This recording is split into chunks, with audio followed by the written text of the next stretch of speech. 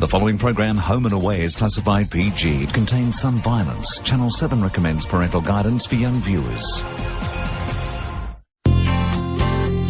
We want you to be totally involved with the baby too. I mean, we're all in this together anyway. We can't avoid it forever, right? What do you think? It's not too weird, is it? No, I think it's great. He's your brother. Doesn't that mean anything? Look, if you want to do one good thing for him, then this is something that might save his life. You tell me where he is.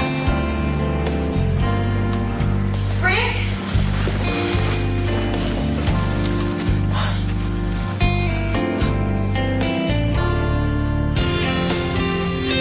You know we belong together, you and I forever and ever. No matter where you are, you're my guiding star.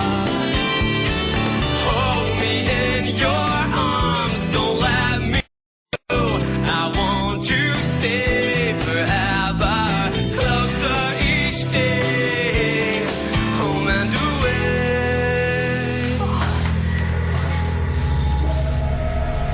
How bad is he? Brad! Pulse. I didn't do this, okay? I didn't do that. Sal, what are you doing? I'm calling an ambulance. Well, there's nothing an ambulance can do. We have to call. Okay, I think we should just go, and then no one will even know that we were here. No, we can't just walk out and leave him. What are the police going to think? No, that's what I'm saying. If we're not here, then they won't know anything. It's a bit late for that. They're going to be here any minute. What? Why? We called them on the way like you asked us to. Look, you've got nothing to worry about, Rick, if you've done nothing wrong.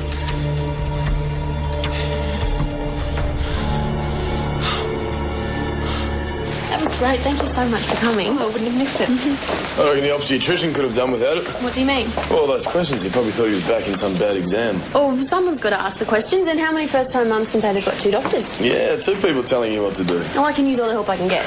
Well, you just let us know if you still feel that way when this is all over. I am really happy that you are here. So am I. Anyway, do you want me to give you a lift home? Yeah, that'd be good. Thank you. Okay, I'll see you later. See ya. Bye.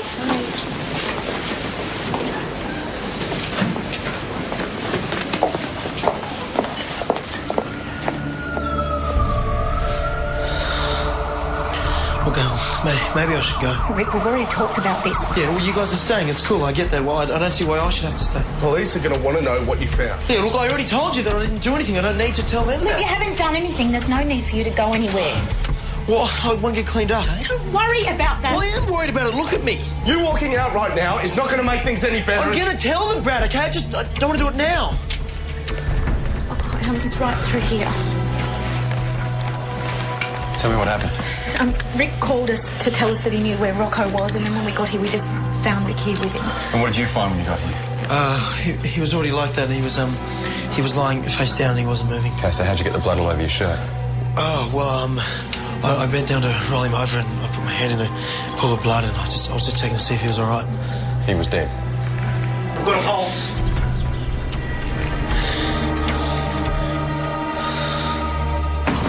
Are you okay? Yeah, well, wouldn't I be? It's just I saw you with Kim and Kit before and you didn't look okay. Oh, you know about the baby? Yeah. Well, Kit and Kim think the best option is to have me more involved. But that's not helping. Well, I'm trying to be enthusiastic about it. I don't know how anyone could be enthusiastic about their husband having a baby with someone else. You need to speak to him. Oh, I can't. He's your husband. You have to say something. Look, there's no point. They're having a baby together. I need time to get used to it. Oh, Rachel. What have we got? Rocco Cooper, 17-year-old male with severe contusions and abrasions, suspected internal injuries. Pulse 120, BP 95/60, SATs 90. He's sinking fast. All right, Pate's the surgeon on call and put theatres on standby. Rocco, can you hear me? Look, I've already told you everything I know. Do I really need to be here? We just have a few more questions. Senior Constable McGrath will take you in and I'll be right with you.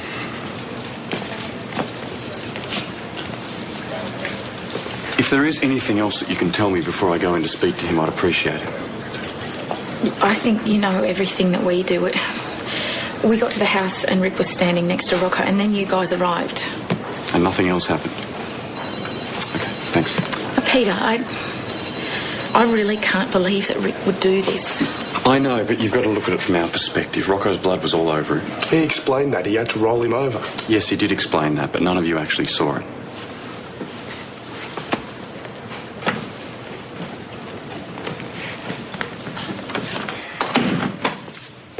Is everything okay? Is there anything that I can get you? You can get me out of here. Look, I'm not going to keep you here for very long, and I do appreciate you coming in. Yep, great. If you like a solicitor here, then we can get you one.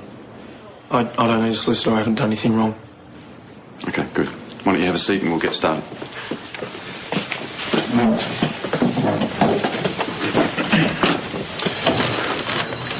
Would you say that you were angry with Rocco Cooper? You know I was. He stabbed my foster mum. Is it true that you were in an altercation earlier today with Rocco? Yeah, I was angry and we had a fight and he got in the car and drove off. That's it. I have a report here from Constable Fitzgerald stating that when she arrived at your house earlier today, she found that you were so angry that you were barely in control. Have you got anything to say to that? Let me paint a scenario here for you, Rick. You're so fired up about Rocco, frustrated that he got away, okay, that you find out where he is and you go and see him. You're not planning anything. And maybe he does something or says something, and in a fit of rage you lose it. Which would be fair enough in the circumstances. Rocco gets hurt and you don't know what the hell happened. I do know what the hell happened. I didn't hurt Rocco. That's not me. But you've done it before, twice. You beat your father to death and you put Callan Sherman in the hospital. I did not kill my father. He died from a heart attack. After the beating you gave him, It Rick. was a heart attack. And as for Callan, I mean, after what he did to Matilda... Look, I know what he did to Matilda, okay, but I think you've got to face the real issue here, Rick. You have a problem with your anger. I did have some issues, okay? I don't anymore. I learned my lesson from Callan, and I'm not like that, okay? I never will be. I didn't hurt Rocco, and he knows that. Well, you better hope that he lives to tell us that.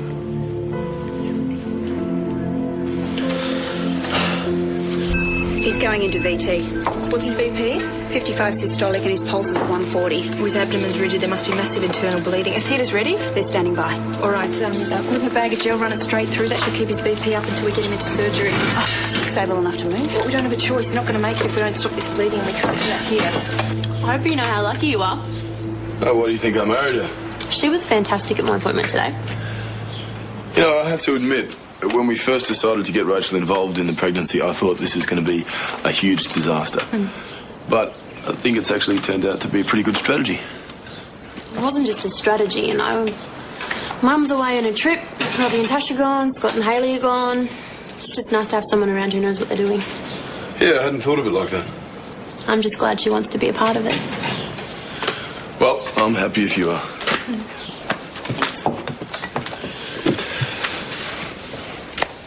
What? Have I got something on my face? No, your face is fine. Well, what then? Nothing, it's